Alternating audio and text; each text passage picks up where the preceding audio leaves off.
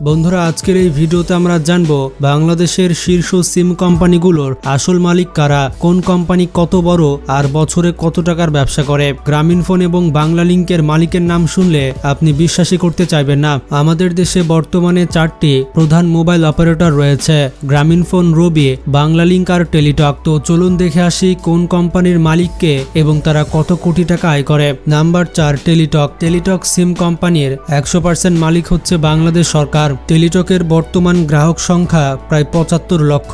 তাই আপনি যদি টেলিটক ব্যবহার করে থাকেন তাহলে আপনি খুবই সিলেক্টিভ মানুষ। টেলিটক সিম কোম্পানি প্রতি মাসে আয় করে প্রায় 150 কোটি টাকা। এর মধ্যে কল সার্ভিস থেকে আসে 60 কোটি টাকা আর ডেটা সার্ভিস থেকে আসে প্রায় 70 কোটি টাকা। সরকারি প্রকল্পে ব্যবহারের জন্য ব্যয় হয় বাকি অংশ।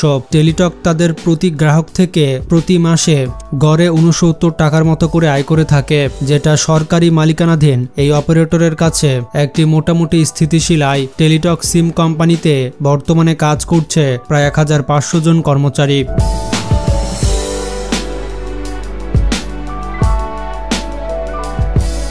নাম্বার 3, রবি কোম্পানি। রবি বাংলাদেশের দ্বিতীয় বৃহত্তম মোবাইল অপারেটর। রবি সিম কোম্পানির মালিকানায় রয়েছে মালয়েশিয়ার এক্সিয়াটা গ্রুপ বেরহেড। রবি কোম্পানিতে তাদের শেয়ার রয়েছে 68.7% এবং ভারতে এয়ারটেল লিমিটেডের 25% শেয়ার রয়েছে আর বাকি শেয়ারটা রয়েছে পাবলিক শেয়ার হোল্ডারদের হাতে। তো সেই হিসেবে রবি কোম্পানি মালয়েশিয়া, ইন্ডিয়া এবং বাংলাদেশ মিলে চালায়। তো বর্তমানে রবি কোম্পানির গ্রাহক সংখ্যা প্রায় 5.40 লক্ষ। প্রতি মাসে রবি কোম্পানি আয় করে প্রায় 1150 কোটি টাকা। রবির ফোন কল থেকে আসে প্রায় 450 কোটি টাকা আর ইন্টারনেট বিক্রি করে আয় হয় মোটামুটি 550 কোটি টাকা। রবি কোম্পানি প্রতি মাসে একজন গ্রাহকের কাছ থেকে গড়ে 147 টাকার মতো আয় করে থাকে, যা তাদের মাসিক রাজস্বের মধ্যে উল্লেখযোগ্য ভূমিকা রাখে। রবি কোম্পানিতে কর্মরত রয়েছে প্রায় 4000-এর বেশি কর্মী। কারা কারা রবি সিম ব্যবহার করেন কমেন্টে জানান। নাম্বার 2, বাংলালিংক। বাংলাদেশের অন্যতম সেরা একটি মোবাইল অপারেটর হচ্ছে বাংলালিংক। আসলে বাংলালিংক সম্পূর্ণ বিদেশি মালিকানাধীন একটি কোম্পানি। বাংলালিংকের মালিকানায় রয়েছে ভিয়ন লিমিটেড নামের একটি ডাচ কোম্পানি, যার হেডকোয়ার্টার নেদারল্যান্ডে অবস্থিত। মানে বাংলালিংক কোম্পানি সম্পূর্ণ নেদারল্যান্ডের কোম্পানি কন্ট্রোল করে থাকে।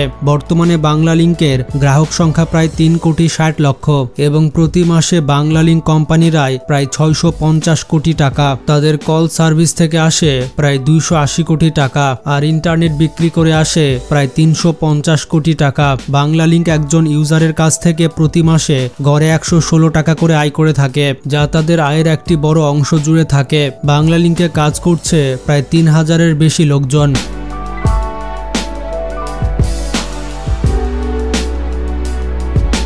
নাম্বার 1, গ্রামীণফোন। বাংলাদেশের মোবাইল অপারেটরদের মধ্যে মার্কেট লিডার হচ্ছে গ্রামীণফোন। গ্রামীণফোন বাংলাদেশে যেভাবে ব্যবসা করেছে তা অন্য কোনো সিম কোম্পানি করতে পারেনি। গ্রামীণফোন বাংলাদেশের মার্কেট লিডার হওয়ার কারণে তারা ইচ্ছে মতো মিনিটের দাম বাড়ায় এবং তাদের ইন্টারনেটের দামও অনেক বেশি। তবে গ্রামীণফোনের নেটওয়ার্ক ভালো বলে সবাই একটু বেশি দাম দিয়ে হলেও মিনিট কিনতে চায়। কারা কারা গ্রামীণফোন সিম ব্যবহার করে থাকেন তারা কমেন্টে জানান। তো যাই হোক, গ্রামীণফোনের মালিকানা ভাগাভাগি হয়ে আছে।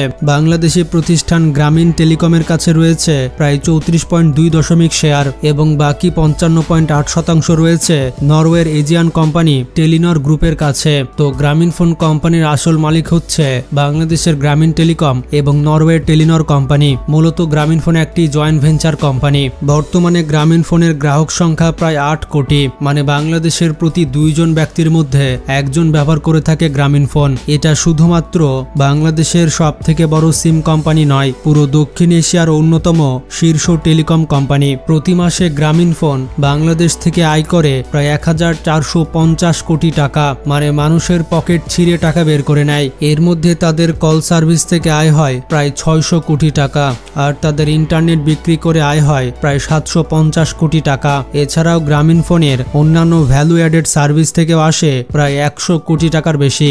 আপনি জানলে হয়তো অবাক হবেন, দেশের সবচেয়ে বড় মোবাইল অপারেটর ব্যবহার গ্রামীণফোন তাদের একজন সাধারণ গ্রাহকের কাছ থেকে প্রতি মাসে গড়ে 161 টাকা করে আয় করে। যারা গ্রামীণফোন ব্যবহার করেন তারা প্রতি মাসে কমপক্ষে 161 টাকা করে তাদেরকে দিচ্ছেন। গ্রামীণফোন কোম্পানিতে সরাসরি এবং পরোক্ষভাবে কর্মরত রয়েছে প্রায় 5000-এর বেশি কর্মচারী। বন্ধুরা, বাংলাদেশে গ্রামীণফোন, রবি, বাংলালিংক সব প্রাইভেট টেলিকম কোম্পানি বাংলাদেশি গ্রাহকদের কাছ থেকে প্রতি মাসে কোটি কোটি টাকা লাভ করছে। তবে দুঃখজনকভাবে একমাত্র সরকারি টেলিকম কোম্পানি টেলিটক প্রতি মাসেই শত শত কোটি টাকা লস করছে।